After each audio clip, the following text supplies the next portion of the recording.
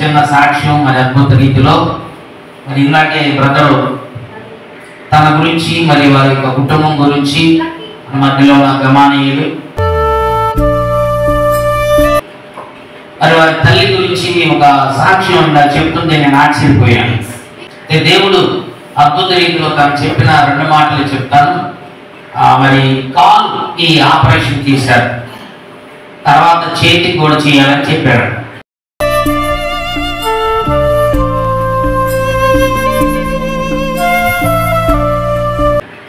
అయితే దేవుడు చేసిన మేలు అద్భుతం ఏంటంటే మరి కాలుకి జరిగింది, మన తర్వాత చేయి కూడా చేయించుకోవాలంటే చాలా నాకు ఇబ్బందిగా ఉందని తన తల్లి అంటున్న సమయంలో ఎందుకు ఆమెకు మన సంఘం నుంచి మరి ప్రేయర్ అనేటువంటిది పాస్టర్ గారు చేసిన ప్రార్థన ఆయిల్ ఆ నూనె రాసుకుందాం అని అనుకుని విశ్వాసంతో అప్పటికే పిండి కట్టు లాంటివి చేతికి కూడా వేశారు. విశ్వాసంతో మరి రాసుకుని నోట్లో కొంత వేసుకుని మరి వారు ఎక్కడైతే అప్లై చేసుకున్నారో మొత్తాన్ని చేయి మీద కూడా అప్లై చేసుకుని ఉంటారు. కాలు మీద కూడా వేసుకుని ఇక తనను హాస్పిటల్కి ఇక తీసుకుని వెళ్ళి చేతికి కూడా ఆపరేషన్ చేయాలని డాక్టర్ గారు ఆల్రెడీ తెలియజేశారు. ఈ కొన్ని ఫొటోస్ కూడా పెడితే చాలా మరి ఆ ఫోటోలు నేనే చూడలేకపోయాను.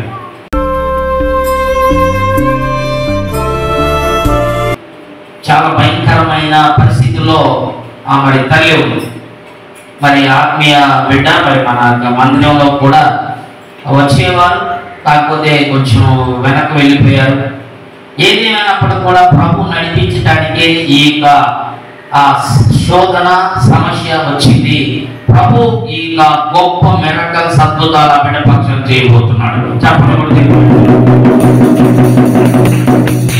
దీర్ఘాయుష్ను ప్రభు ఆ బిడ్డకు అనుగ్రహించును గాక. అయితే విషయం ఏంటంటే మరి తనకు ప్రేయర్ ఎప్పుడైతే వేసుకుని వ్యాన్లోకి ఎక్కించడానికి పిలిపించారంట. బాడీ అంతా తేలికైపోయిందంట, బాడీ అంతా ఫ్రీ అయిపోయిందంట. బరువుగా అనిపించిన కాలు నడవలేని ఆమె ఫ్రీ అయిపోయి తేలికైపోయి నడవటం ప్రారంభించింది.